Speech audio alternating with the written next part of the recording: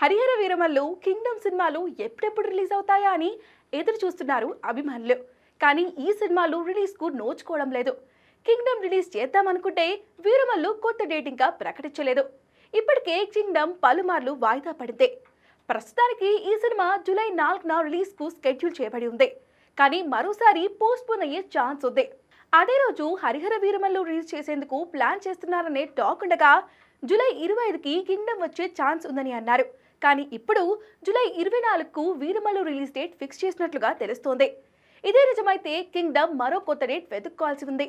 హరిహర వీరమల్లు జూలైలో రిలీజ్ అయితే కింగ్డమ్ ని తప్పించి మరో డేట్ ని ఫైనల్ చేసుకోవాలని నిర్మాత సూర్యదేవర నాగవంశి భావిస్తున్నారట.